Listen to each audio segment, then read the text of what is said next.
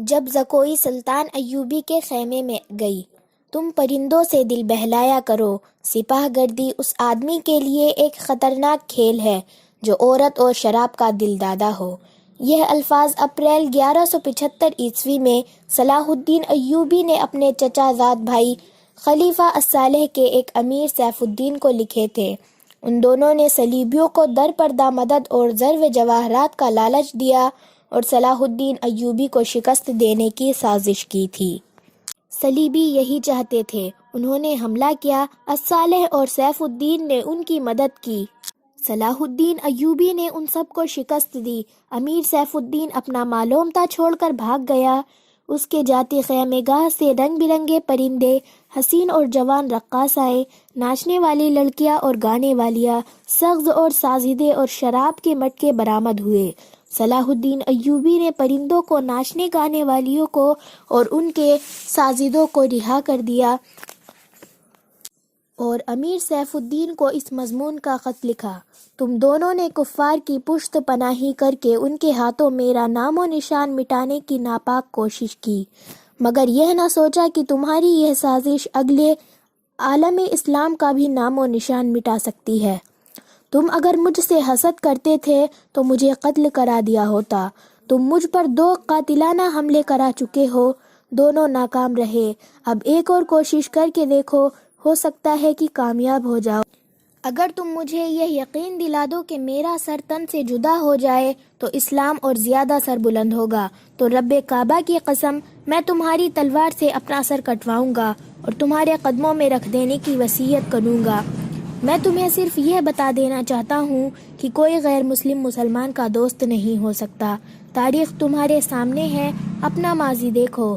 شاہ فریق اور ریمانڈ جیسے اسلام دشمن صلیبی تمہارے دوست صرف اس لیے بنے کہ تم نے انہیں مسلمان کے خلاف میدان میں اتارنے کی شہ اور مدد دی تھی۔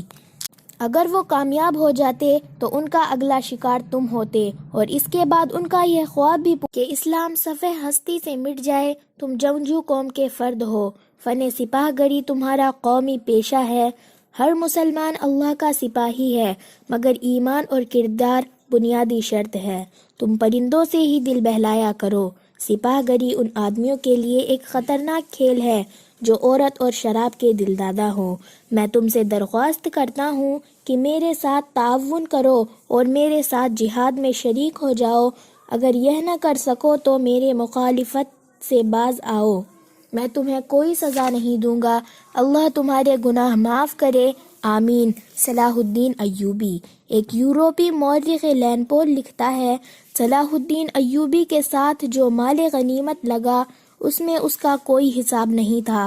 جنگی قیدی بھی بے اندازہ تھے۔ صلاح الدین ایوبی نے تمام تر مال غنیمت 3 حصوں میں تقسیم کیا۔ ایک حصہ جنگی قیدیوں میں تقسیم کر کے انہیں رہا کر دیا، دوسرا حصہ اپنے سپاہیوں اور غریبوں میں تقسیم کیا، اور تیسرا حصہ مدرسہ نظام الملک کو دے دیا۔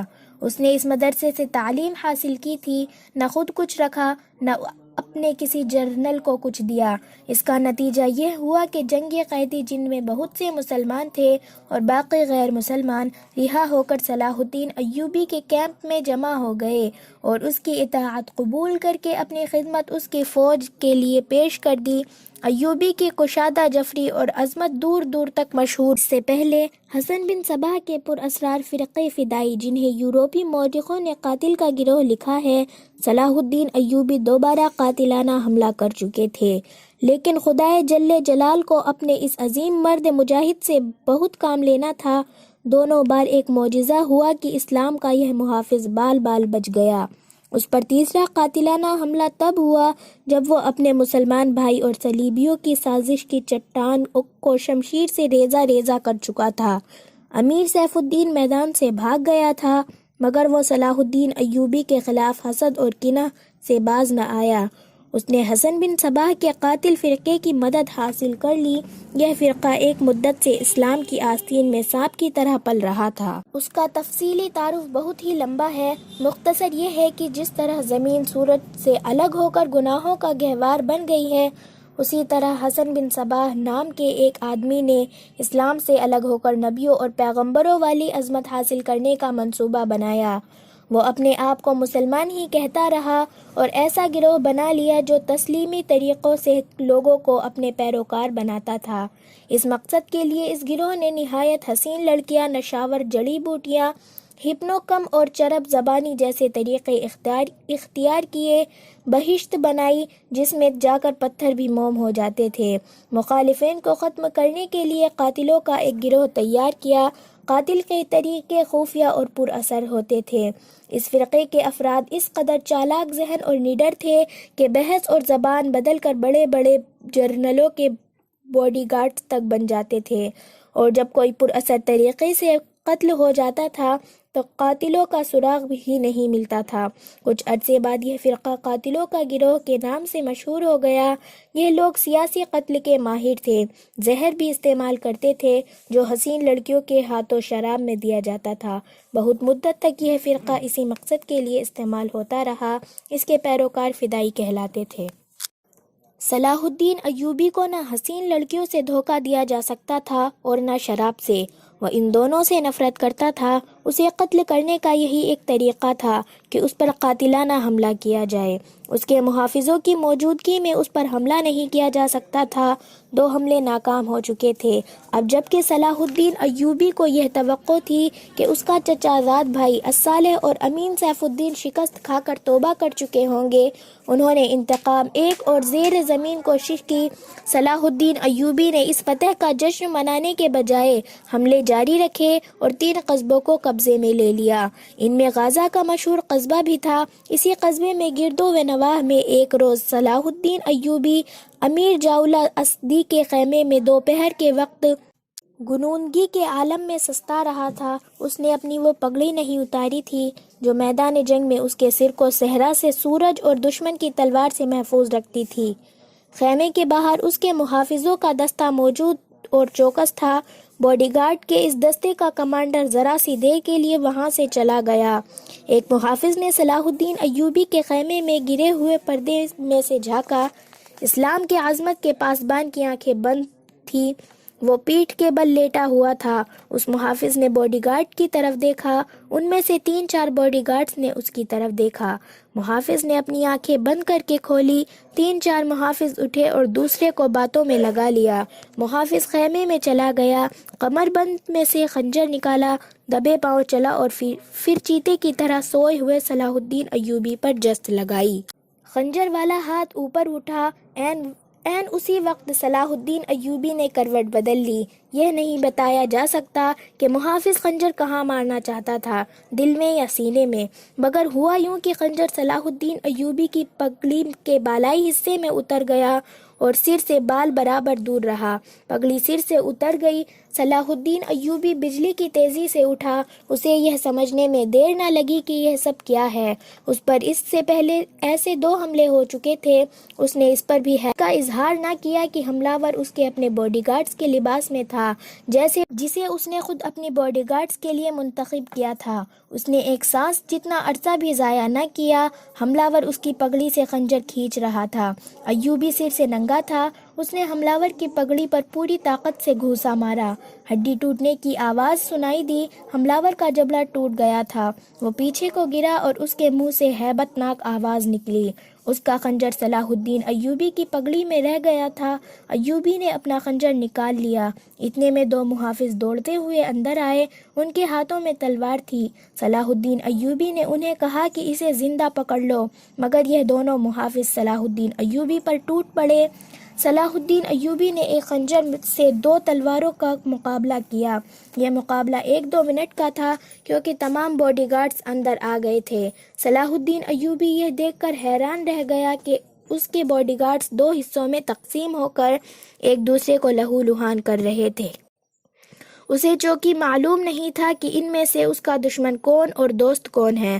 وہ معرکے میں شریک۔ کچھ دیر بعد جب باڈی گارڈ میں سے چند ایک مارے گئے، کچھ بھاگ گئے اور بعض زخمی ہو کر بے حال ہو گئے تو انکشاف ہوا کہ اس دستے میں جو صلاح الدین ایوبی کی حفاظت پر مامور 7 محافظ فدائی تھے جو صلاح الدین ایوبی کا قتل کرنا چاہتے تھے، انہوں نے اس کام کے لیے صرف ایک فدائی خیمے میں بھیجا تھا۔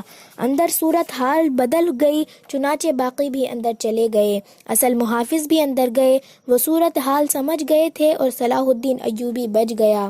اس نے اپنے پہلے حملہ کی شہرنگ تلوار کی نوک رکھ کر پوچھا کہ وہ کون ہے اور اسے کس نے بھیجا ہے۔ سچ بولنے کے بدلے میں صلاح الدین ایوبی نے اسے جان بخشی کا وعدہ دیا۔ اس نے بتا دیا کہ وہ فدائی ہے اور اسے کیمشتکین نے اس کام کے لیے بھیجا تھا۔ کیمشتکین الصالح کے ایک قلعے کا گورنر تھا۔ اصل کہانی سنانے سے پہلے یہ ضروری معلوم ہوتا ہے کہ ان واقعات سے پہلے کے دور کو دیکھا جائے۔ صلاح الدین ایوبی کے نام، اس کی عظمت اور تاریخ اسلام میں اس کے مقام اور کارناموں سے کون واقف نہیں؟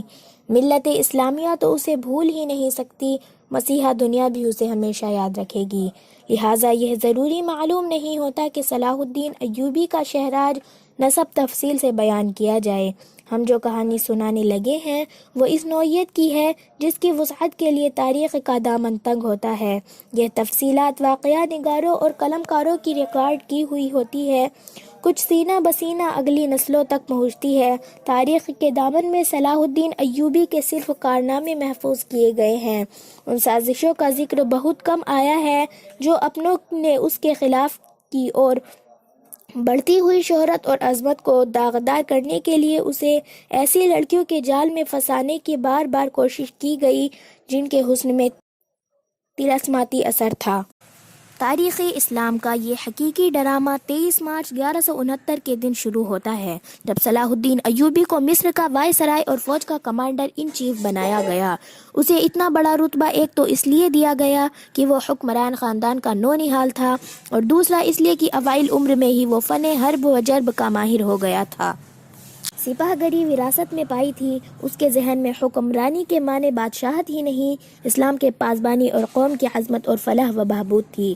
اس کا جب شعور بیدار ہوا تو پہلی خلش یہ محسوس کی کہ مسلمان حکمران میں نہ صرف یہ کہ اتحاد نہیں بلکہ وہ ایک دوسرے کی مدد سے بھی گریز کرتے تھے۔ وہ عیاش ہو گئے تھے، شراب اور عورت نے جہاں ان کی زندگی رنگین بنا رکھی تھی وہاں عالم اسلام اور خدا کے اس عظیم مذہب کا مستقبل تاریک ہو گیا تھا۔ ان امیروں، ان کے وزیروں اور مشیروں کے حرم غیر مسلم لڑکیوں سے بھرے ہوئے تھے۔ زیادہ تر لڑکیاں یہودی اور عیسائی تھیں جنہیں خاص تربیت دے کر ان حرموں میں داخل کیا گیا تھا۔ غیر معمولی حسن اور اداکاری میں کمال رکھنے والی یہ لڑکیاں مسلمان حکمرانوں اور سربراہوں کے کردار اور قومی جذبات کو دیمک کی طرح کھا رہی تھی۔ اس کا نتیجہ یہ تھا کہ صلیبی، جن میں فرنگی خاص طور پر قبیلے ذکر ہیں، مسلمانوں کی سلطنتوں کے ٹکڑے ہڑپ کرتے چلے جا رہے تھے اور بعض مسلم حکمران شاہ فریق کو سالانہ ٹیکس یا جزیہ کر ادا کر رہے تھے جس کی حیثیت گنڈا ٹیکس کی سی تھی۔ صلیبی اپنی جنگی قوت کے رعب سے اور چھوٹے موٹے معاملوں سے حکمرانوں کو ڈراتے رہتے تھے، کچھ علاقوں پر قبضہ کر لیتے، تادان اور ٹیکس وصولا کرتے تھے۔ ان کا مقصد یہ تھا کہ آہستہ آہستہ دنیا اسلام کو ہڑپ کر لیا جائے۔ مسلمان اپنی رعایا کا خون چوس کر ٹیکس دیتے تھے، ان کا مقصد یہ تھا کہ انہیں عیش و عشرت میں پریشان نہ کیا جائے۔ فرقہ پرستی کے بیج بھی بو دیے گئے تھے۔ ان میں سب سے زیادہ خطرناک فرقہ حسن بن صباح کا تھا جو صلاح الدین ایوبی کی جوانی سے ہی 1 صدی پہلے مارز وجود میں آیا تھا۔ یہ مفاد پرستوں کا فرقہ تھا، بے حد خطرناک اور پر اثر۔ یہ لوگ اپنے آپ کو فدائی کہلاتے تھے جو بعد میں حشیشین کے نام سے مشہور ہوئے کیونکہ وہ حشیش نام کی ایک نشاور شے سے دوسروں کو اپنے جال میں پھنساتے تھے۔ صلاح الدین ایوبی نے مدرسہ نظام الملک میں تعلیم حاصل کی۔ یاد رہے کہ نظام الملک دنیا اسلام کی ایک سلطنت کے وزیر تھے۔ یہ مدرسہ انہوں نے قائم کیا تھا جس میں اسلامی تعلیم دی جاتی اور بچوں کو اسلامی نظریات اور تاریخ سے بہراور کیا جاتا تھا۔ ایک مورخ ابن الاطہر کے مطابق نظام الملک حسن بن صباح کے فدائی کا پہلا شکار ہوا تھا کیونکہ وہ رومیو کی توسیع پسندی کی راہ میں چٹان بنا ہوا تھا۔ رومیو نے 1051 میں انہیں فدائی کے ہاتھوں قتل کرا دیا۔ ان کا مدرسہ قائم رہا۔ صلاح الدین ایوبی نے وہیں سے تعلیم حاصل کی۔ اسی عمر میں اس نے سپاہ گری کی تربیت اپنے بزرگوں سے لی۔ نور الدین جنگی نے اسے جنگی چالیں سکھائی، ملک کے انتظامات کے سبق دیے اور ڈپلومسی میں مہارت دی۔ اس تعلیم و تربیت نے اس کے اندر وہ جذبہ پیدا کر دیا جس نے آگے چل کر اسے صلیبیوں کے لیے بجلی بنا دیا۔ اوائلی جوانی میں ہی اس نے وہ ذہنیت حاصل کر لی تھی جو ایک سالار اعظم کے لیے ضروری ہوتی ہے۔ صلاح الدین ایوبی نے فن حرب و جرب میں جاسوسی، کمانڈروں اور گوریلا آپریشن کی خصوصی اہمیت دی۔ اس نے دیکھ لیا کہ صلیبی جاسوسی کے میدان میں آگے نکل گئے ہیں اور وہ مسلمانوں کے نظریات پر نہایت کارگر حملے کر رہے ہیں۔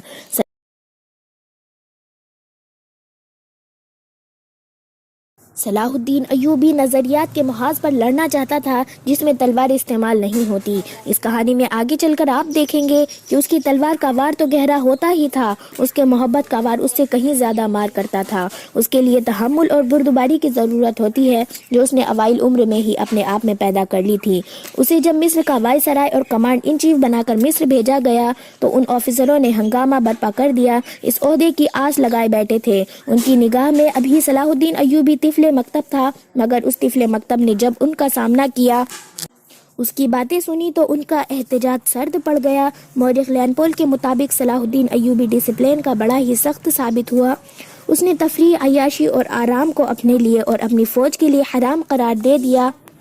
اس نے اپنی دماغی اور جسمانی قوت کو صرف اس مقصد پر مرکوز کر دیا کہ سلطنت اسلامیہ کو مستحکم کرنا ہے اور صلیبیوں کو اس پر زمین سے نکالنا ہے۔ فلسطین پر وہ ہر قیمت پر قبضہ کرنا چاہتا تھا۔ اس نے یہی مقصد اپنی فوج کو دیے۔ مصر کا وائسرائے بن کر اس نے کہا، خدا نے مجھے مصر کی سرزمین دی ہے، اس کی ذات باری مجھے فلسطین بھی ضرور عطا کرے گی۔ اگر مصر پہنچنے پر اس پر انکشاف ہوا کہ اس کا مقابلہ صرف صلیبیوں سے نہیں بلکہ اپنے مسلمان بھائیوں سے اس کی راہ میں بڑے بڑے حسین جال بچھا رکھے ہیں جو صلیبیوں کے عزائم اور جنگی قوت سے زیادہ خطرناک ہے۔ مصر میں صلاح الدین ایوبی کا استقبال جن دولت مند لوگوں نے کیا ان میں ناجی نام کا ایک سالار خصوصی اہمیت کا حامل تھا۔ ایوبی نے سب کو سر کے پاؤں تک دیکھا، اس کے ہونٹوں پر مسکراہٹ اور زبان پر پیار و محبت کی چاشنی تھی۔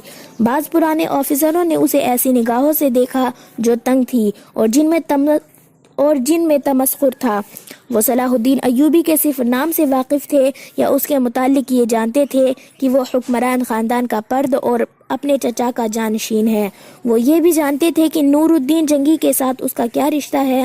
ان کی نگاہوں میں صلاح الدین ایوبی کی اہمیت بس اس کے خاندان کی بدولت تھی، یا اس وجہ سے انہوں نے اہمیت دی کہ وہ مصر کا فوجی وائسرائے اور کمانڈ ان چیف بن کر آیا تھا۔ اس کے سوا انہوں نے صلاح الدین ایوبی کو کوئی اور وقعت نہیں دی۔ ایک بوڑھے آفیسر نے اپنے ساتھ کھڑے آفیسر کے کان میں کہا، بچہ ہے، اسے ہم پال لیں گے۔ مورخ اور اس وقت کے واقعہ نگار یہ نہیں بتا سکتے کہ کیا ہوا۔ جاننے کے لیے ہمارے چینل کو سبسکرائب کریں۔